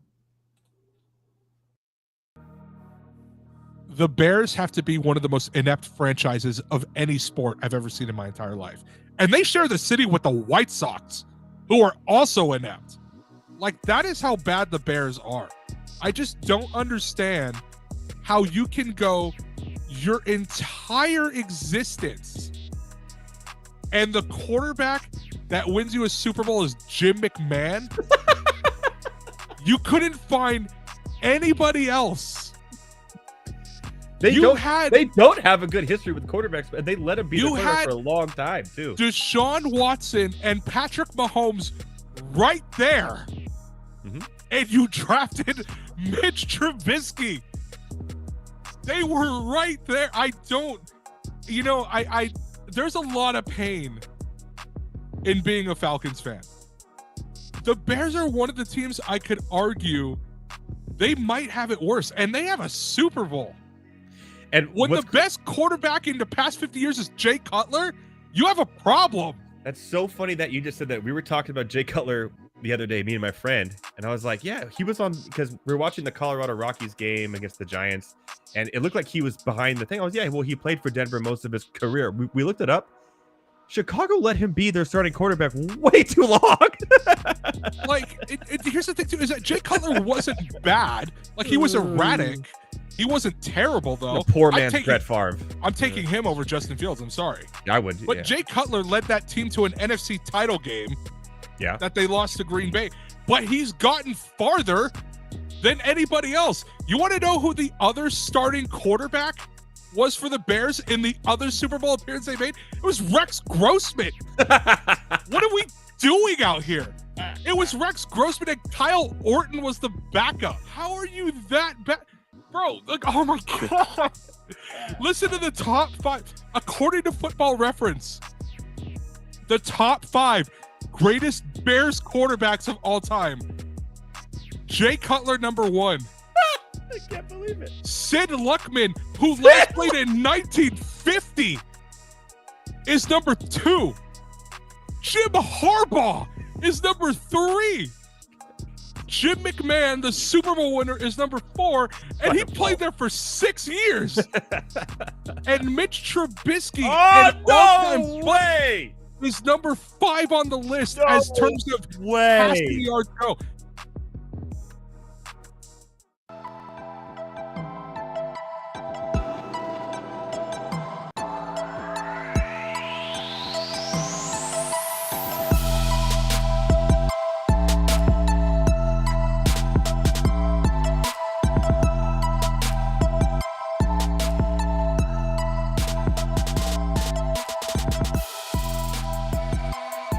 We are back right here. DJ Brian Burns producing the show tonight and spinning the tunes. Me and Howard Bender right here with you. You've got 30 minutes to get your questions in. We are going to go to some point spreads to watch, biggest point spread for survivor pool picks and highest game totals. But Byron had a question that I kind of want answered because I don't know what I'm doing here right now. Okay. Are there any updates on Komet? Are there any updates on him? I can check. while I'm looking for that. Lisa, I'll tell you why. You know what a DJ's favorite sauce is? Which DJ? Any DJ. Favorite sauce. This is going to be a great joke. I'm ready for it. No, Howard, I don't really know what DJ's favorite sauce is. Marinara. Thank you very much. Okay, that was so bad. It was good. I liked it a lot. I'm going to use it. It's a good one. The reason I asked for Byron and myself is like Cole Kmet had a big week. I think it was 2-3 weeks ago, right? Mm-hmm. So after that big week, I'm afraid to chase points. So I sit him on my bench.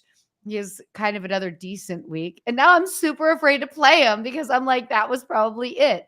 He was a much better best ball player because I didn't have to think about him every week. And now I'm facing him and I'm almost like just waiting to get through bye weeks or haven't had a tight end injury. And I'm going back and forth between Dawson Knox, Tyler Higbee, Cole Kmet, just the trash of tight ends. Well, I mean, he put in a limited practice on Wednesdays dealing with a hamstring injury. So that's something that you're obviously going to have to pay attention to. He's going up against Minnesota this week, and Minnesota is actually a pretty decent team as far as covering the tight end goes.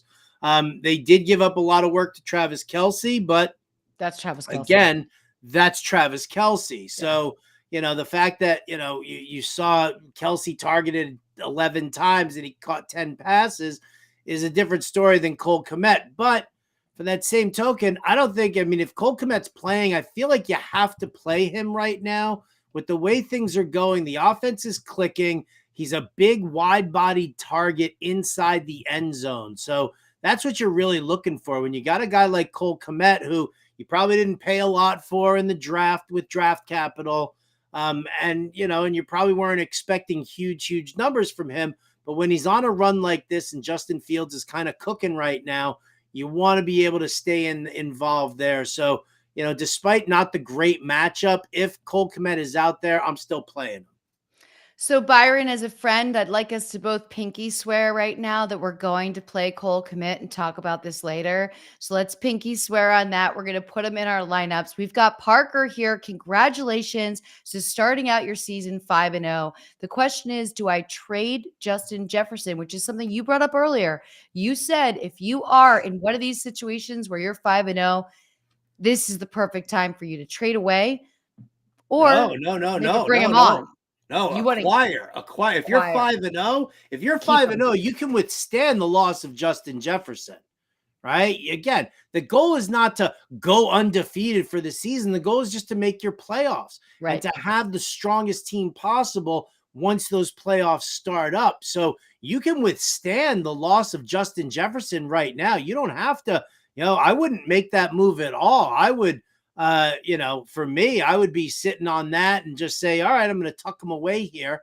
Grab somebody like, grab somebody off of the waiver wire and just, or you should have decent players sitting on your bench at this point, right? I mean, you shouldn't be just completely bereft of talent. So no, I wouldn't trade Justin Jefferson because you're going to want him come playoff time. And hopefully, Parker, you have an IR spot in your league, so you'll be able to pick up a player without having to drop somebody that's gotten you there to your 5-0 start. But again, congratulations there. David's question is opinion on Chicago's backfield, Herbert, Roschon, and Foreman. Well, Khalil Herbert's going to be out. They said it was a multi-week injury, so I wouldn't expect he's not going to play this week. I doubt he's going to play the week after that. I think Deonta Foreman is going to be the lead back. Listen, they gave this dude $3 million, right? It was like a 2-year contract for $6 million that they gave Deonta Foreman. And, they haven't used him. Khalil Herbert's been the main guy, but, Roschon Johnson's dealing with concussion protocol. He hasn't been cleared yet. So it's going to be Deonta Foreman for right now. If Roschon does get cleared, I'd be interested in him in a PPR format because that's his role. He's the pass catching running back. But yeah, I mean, right now the lean is on Deonta Foreman. Let's talk about these point spreads to watch. Thursday night's game is the first one up here. You got Chiefs minus 10.5 versus Denver. How you feeling about that one, Howard? I mean, everybody says you don't want to take the Chiefs when they're such a heavy favorite at home. They never cover. And I feel like that is definitely in the play here.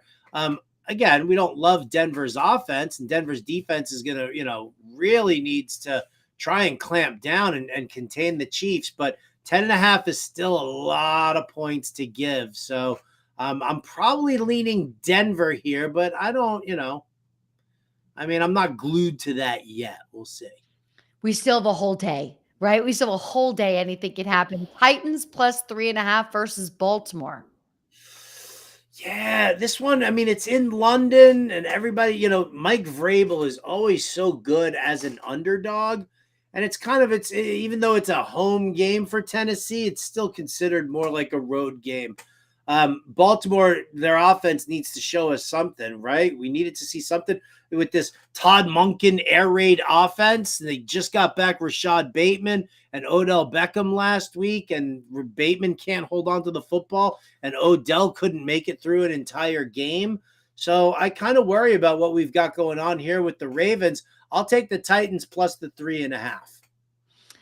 You mentioned earlier Derrick Henry potentially getting trade off topic from points totals. I would ask you, Howard Bender, where do you think is the perfect landing spot for Derrick Henry if he does finally get traded from the Tennessee Titans? Baltimore. Give him to Baltimore, right? So we don't have to worry about Gus Edwards or Justice Hill. And we know J.K. Dobbins is out the entire time. It's a good offensive line, right? And he's going to see, strong volume. You need to adjust something. Todd Monken needs to adjust something. Because their whole game plan got blown up real super early when all the receivers were hurt and they lost J.K. Dobbins. So yeah, I feel like you need to stabilize this offense with a running back. I think Derrick Henry would be a good fit here. Wendy just joined the room. Hey, LA and Howard. Wendy, we love when you pop by and say hello. We all know that Wendy really truly loves Bob Harris. So we know that she's here. We're kind of like a second act, but we love you too, Wendy. It's always great to see you stop by and say hello. I'm second fiddle to Bob Harris. I bought Wendy breakfast at the expo and I'm second to Bob Harris. That's just hurtful. After that DJ joke, I don't think you could be second to anyone, I'm Howard. just kidding. So You don't said worry. Wendy hooked me up. So she in one of the chats, she was like, I've got this John Elway jersey and I don't want to wear it. I don't want it at all. Does anybody want it? I'm like, fuck it, right? It's a John Elway jersey. I'm gonna get that. I'm gonna frame it. I'm gonna be all psyched. Not only did she give me the jersey, right? But then sitting there underneath the jersey, I opened up this little box and it's like this old Broncos John Elway commemorative plate autographed by John Elway. And she just gave it to me. I was like, and I hit her up immediately. I was like, well, first and foremost, thank you so much for the jersey. Wonderful person. I love you so much. I don't know if you noticed, but in the box, there was like a place. She was like, "Did you read the card?" I was like, "Yes, I read the card. It was beautiful. It was wonderful." She was like, "Did you turn it over?" Oh, it says the plate here is a bonus. Thank you so much. Wendy, you're amazing. And Angie is in the room and said, wait, Bob Harris's bestie is here, which we all know is Wendy. So great to see you both in here. Let's go to the next one here. We're talking about point spreads to watch. 49ers -5 at Cleveland. Cleveland will be without Deshaun Watson, correct? Cleveland will be without Deshaun Watson. This line moved up to 7 now with the word that PJ Walker was going to be under center. I here's the funny thing though. San Francisco is a much better team right now than Cleveland. Cleveland's offense is terrible. Are we so sure that Cleveland's defense is going to be so good that they're going to hold the 49ers in check? That this game total is super low, that this spread is low? Because I mean, if I feel like this spread would be, 49ers by more than that, 8.5 maybe. So to see it only at 7 right now, it makes me wonder, makes me like, is Vegas being like, oh, everybody's going to take the 49ers right now? Because of course they can beat the Browns by 7 points. So I'm a little concerned about that right now. If I had to lean, I'll lean on the 49ers, because I think even as good as that Cleveland defense is, if your team, is just, your offense is just 3 and out, then the defense gets tired. They get tired fast. They get aggravated. Yeah. And you see that with the Carolina defense right now. Their offense is just so cockapoo that, the defense is like just sitting there being like, Jesus, don't we get a break here, for crying out loud? And that is an official sports reference. When we say cockapoo on the show, that has true meaning. It's an industry term. It's an industry term. Insiders only. Vikings -2.5 at Chicago. Yeah. How are the Vikings at 1-4 and looking like the way they're looking? How are they a road favorite against the Bears? I don't understand this line at all. I really don't. I mean, they played the Chiefs tough. Okay, but literally, I don't understand this at all, which makes me want to take the Vikings now, only because everybody's in on the Bears. Yep. Everybody's like, it's Justin Fields. He's great. DJ Moore. He's great. This is a suspicious spread for me. I might take the Vikings as a road favorite. As we say it today, it's sus. It is a little sus. It is a little sus. Because everything needs to be abbreviated, right? You gotta keep me up to date on the lingo here. I don't know these things. Like I say obs a lot instead of obvious. Obs has become a new thing. OB, because that's, we Obs, speak in such short terms on social media. Everything's abbreviated. Somebody says, how are you? They don't say, how are you anymore. They send you HRU. So, now it's sus, obs, instead of obvious. I don't think I'm quite familiar with that phrase. It's interesting about Justin Fields getting all this play. DJ Moore was great last week. That was an awesome way to start our fantasy football matchups for the weekend, no doubt. But the talk 3 weeks ago was so different. And when we cover fantasy sports and we're following these teams, we see the ebbs and the flows, the bets. I almost wish we could just pull clips from all of our topics 3 and 4 weeks ago, because Justin Fields was trash. And everyone was talking about, why is he still out there? Justin Fields is trash, Okay, now Justin Fields is getting his shit together, and now everyone is overinflating Justin Fields. And I'm still like, okay, if we're sitting here at week six and we have 4 weeks of one opinion and 2 weeks of another, can we let things balance out until we make this permanent decision that somebody is of greatness or not of greatness? Do you agree with that? It's amazing how to the extreme fantasy football people go. Like, fire Luke Getsy, bench Justin Fields, trade Justin Fields, and now, 2 weeks later, he's like the bee's knees. He's, everything that you want in a fantasy quarterback. He's the Konami cheat code, as the kids say, also. So, there you go. Jeff did raise a good gamer lingo. Jeff did raise a good point, and this was, the point was made by Fields by mistake in a presser, but Fields was trashed because they were trying to make him a player he wasn't. That could be very, very much how this plays out for the rest of the season. I just need some consistency until I form a permanent decision. But I did draft Justin Fields in quite a few leagues, but I've been able to bounce him back and forth. Now I'm putting him back in my lineups. But after that first showing, second week, third week, it was pretty depressing. Let's go to New Orleans. Let's talk about the Saints -1.5 at Houston. CJ Stroud, Houston Texans, just the forgotten about team this season, playing some decent football. Now looking at the Saints, Alvin Kamara looking great back. So glad to have him on my teams. How are you feeling about this one right here, Howard? Yeah, this is another one that I'm really not sure about. I don't necessarily know how I feel. I think the problem that I have is that the Saints lack an identity right now.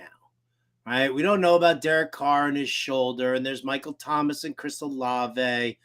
Is Alvin Kamara just going to continue to get fed right now? Is that what they're doing?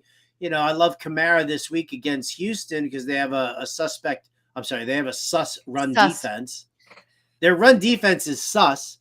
And you know what? And I don't think that their secondary is really all that good either. Everybody got into a discussion with John Mpemba one day, and I was like, yeah, the reason that their defense looks good, the metrics look great, is because nobody's throwing on them. That's, nobody's making that attempt whatsoever. Yep. And so, because all you do is run on them. And so when Jimmy Ward popped off like an idiot for Houston and was like, yeah, when we're prepping for Atlanta, we're not really that worried about, they don't pass the ball. So we're not really worrying that much about it. We're, focusing on stuffing the run. And then what did they do? They went and they had Desmond Ridder throw for over 300 yards against them. And so if your pass defense was that good, I don't care if you're scheming to stop the run. When you see how much they're throwing and that it's Desmond Ridder, then you change courses and you game plan differently. Then you make that adjustment. If they're not really a good pass defense, like they were just exposed, then the adjustments don't mean anything. So, I look at this and I want to see that Saints passing attack to kind of beat them up as well. So my lean right now is another road favorite here. Another road, not another road favorite, but a road favorite. And taking another road favorite. I took the Vikings also. So yeah, Saints -1.5 over Houston. Kind of in that boat right now. All right, we're going to go one more here on the team totals and the point spreads to watch. And then I need to get these highest game totals because we got a lot of talking to do here. I got a lot of thoughts, but let's talk about the Lions -3 at Tampa Bay. Why is it only 3? I agree, but Baker Mayfield and Gardner Minshew being part of our vernacular again is very strange. Right. I'm going to start Tim Tebow and Taysom Hill in my lineup too. Taysom Hill. Yeah. But Jared Goff is getting it done. Jared Goff's doing great. He's absolutely been great. I heavily drafted Jared Goff. At the same time, I refused to draft Dak Prescott. I only drafted Dak in best ball, not in season long, because I didn't want to feel pain twice. It's my team, not pain. But Jared Goff, who I was able to get at such a value, really getting it done. Really getting it done. That's why, we were talking about that before. If you draft Justin Fields in the 5th round, take a Jared Goff in the 10th. Don't take Tua. You don't need that. My lean here is just the Lions -3. This isn't the usual Tampa defense. I like Todd Bowles as a coach / defensive coordinator. I don't know if Tampa Bay is going to be able to withstand the pass rush. I think Aiden Hutchinson is going to have a field day. This kid's good. Yeah, he's really good. He's really good. Anzalone, the linebacker, it's another one right there. So I worry about, Tampa's offensive line holding up So I'll lean the Lions here as well. And for those of you who didn't draft Jared Goff like I did, because I felt so good about the value and the fact that he did have a consistent season and he had some weapons, he's already at 1,265 yards on the season with 9 touchdowns and 3 interceptions. Those are good numbers. And Goff was a good value. Now we're going to go into these totals because my Dallas Cowboys are part of this conversation. And I do think this is going to be a high scoring game.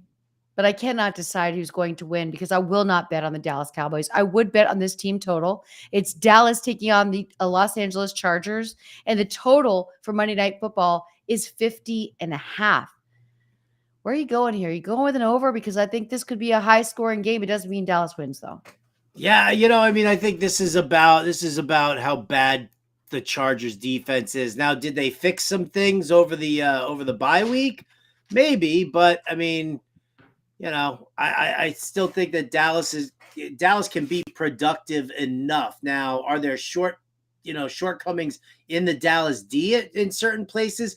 Can the Chargers actually withstand, and can they put some points up? I do think they can. They're getting back Austin Eckler. I'm going to lean on the over here. Big marquee Monday Night Football game. However, I will say this. The under is 6-1 on Monday Night Football right now. That's something to consider. That's definitely something to consider. But Kellen Moore, revenge game narrative. I know, and you love the revenge game narrative. I was talking about Jared Goff. Well, when you look at what Dak has put up, he's only put up 1,061 yards so far this season with 5 touchdowns and 4 interceptions. How can this be my quarterback?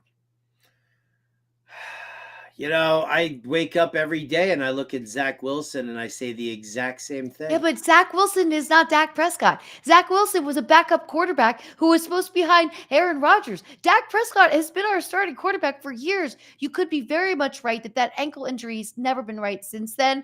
But with the weapons that are so inconsistent, CD, not a great week. Michael Gallup, it's just best ball only or DFS Maybe he's value. not that good. Maybe that's the thing. We see this when you change a quarterback style, they're not as strong.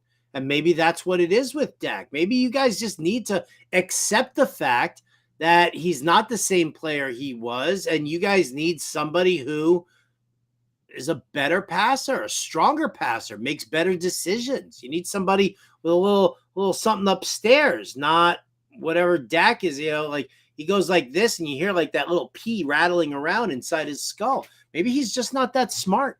Oh, I'm trying to think, but nothing happens. Is that Looney Tunes or is that Rick Wolf? That's what I want to know. I was asking you. Three Stooges. Oh, I was waiting for Brian. I knew I wasn't going to answer that question. I didn't know the answer. Come on. I was making a Rick Wolf joke. Come on. I get it, but obviously I didn't get it. Okay.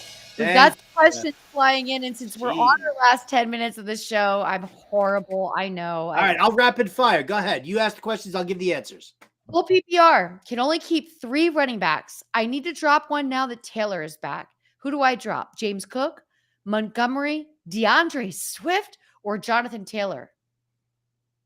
Oh, I mean, that's an impossibility there. I guess James Cook is probably your worst running back there. I would James Cook, but I mean, try and trade somebody in this running back economy in which we live. You need to make a trade. Don't drop, trade.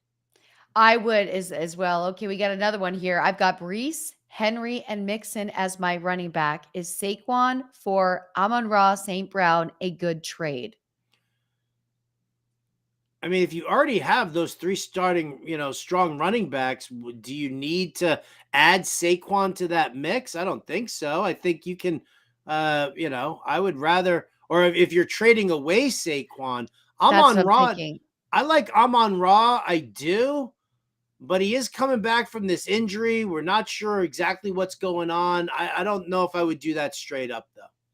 So he would be trading away Saquon, but his second wide receiver is Amari Cooper, and that's kind of sus right now. That's super sus, absolutely. But, I mean, for Saquon Barkley, you should be able to get somebody who's not injured right now, like Amon-Ra. Here's the issue. Richard cannot trade. He must pull JT off the IR before he can make a move. Oh, that sucks. Fully spelled out sucks. Okay. You Nobody gotta get out of leagues that force these roster requirements on you. If you want 5 running backs on a 6-man bench, you should be allowed to have that. This, only allowed 3 running backs on your roster. That's garbage. That's sus. That's sus. Let's This go is not to. now. There are rules. There are rules. There are definitely rules, and we're doing our best to not follow them. Let's go to Carolina at Miami. The total for this game right now is 48.5. We're looking at Miami that they could put up 47.5 of those points. What will Carolina contribute? Is this an obvious over, or Howard, is it too kind of simple for it to be an over? Yeah, it's too kind of simple to be an over for me. I just, as great as Miami is, the Carolina defense, you run against them, not pass against them. So you're going to see a lot of Raheem Mostert. You'll also see some Jeff Wilson if he's activated. If not, Salvon Ahmed already returned. When you run the football heavily, it chews up the clock. It kind of tilts towards the under. And again, I mean, Vic Fangio scheming against Bryce Young and company, I'm okay with that. I might tilt on the under here. Let's talk about tomorrow night's game. Denver at KC. Total points right here is 48. How are we feeling about this one, Howard? I feel like we can hit the over on this one. I do. I think that Kansas City's defense is getting better, but it's still Russell Wilson, Cortland Sutton, Jerry Jeudy. You've got some playmakers there on the team, so I think that they're not going to keep pace, but was Kansas City's going to start blowing them out the door. But, I think that Denver can still put up 20 points in this game and easily push this one to the over. And we'll go for one more right here. If anybody else has any questions, we want to get to you first. We thank you all so much for being in the chat. And a question did just pop up. Should I keep Miles Sanders on the bench against Miami? I mean, it depends on who your other options are, but yeah, he's getting kind of tough to start right now. I need to know who your other options are, but yeah, Sanders, I don't mind if you've got a better running back or somebody who's in a much more favorable matchup, then yeah, you might want to do that. Couple reminders for everybody. The DK challenge, the free challenge, you get those bragging rights. We read that winning lineup every week. That link is available on my timeline at The Real Lisa Ann. Make sure you go and you check out everything to win and do better in all of your fantasy sports betting. Everything you need to know is right there for you at Fantasy Alarm. Go to fantasyalarm.com/win. And as you love the higher, lower segments we do every week right here on Underdog Fantasy, you can make sure you go to fantasyalarm.com/underdog and use the promo code ALARM. George says, thank you, Howard and Lisa, for a great show full of good information. That was like a Yelp review. I really liked it. Peace. The shades. What's happening right there, Howard? Just feeling really cool right now, Lisa. I spent 2 hours with you, and I'm the coolest guy in the world, and everybody knows it. Well, I feel super cool with you as well, and Brian Burns and Better Boss in the chat, and all of you. We appreciate all of you. Don't forget to share these with your friends. You can go to YouTube. You go to the live. You just hit that share hour. You put it on Facebook. You put it on X. You can put it on Spaces. You can put it on Blue Sky. You can put it on Lemonade. I don't know if you know Clapper. These are all the new social media. I'm signed up for all of them, so nobody takes my name. So as soon as one pops off, I've got to sign up for it because I don't want someone else to be me. I'm on Tinder. I'm on Bumble. I'm on Grindr. I'm on everything. No, I'm not. I'm not on any of that. I love it all. Thank you, Lori. Mom, Brian Burns' mom. Is that your mom? And she was here and she was late. Great to see you in here. We appreciate all of you following along on social media at Better Network, at Roto Buzz Guy, at Fantasy Alarm. Brian Burns, you absolutely rocked. I made it before the beep, beep, beep happened right here, Howard. Everybody enjoy the weekend. There it is. There it is. Enjoy the weekend. Enjoy the games. Howard, it's great doing a show with you. I absolutely love working with you every week. And thank you all for being right here in the chat. Komet better not fall flat, Byron says. Thank you for listening to Lisa Ann Howard Bender right here on Lisa Ann Does Fantasy Bettor on the Bettor Network, as well as Fantasy Alarm.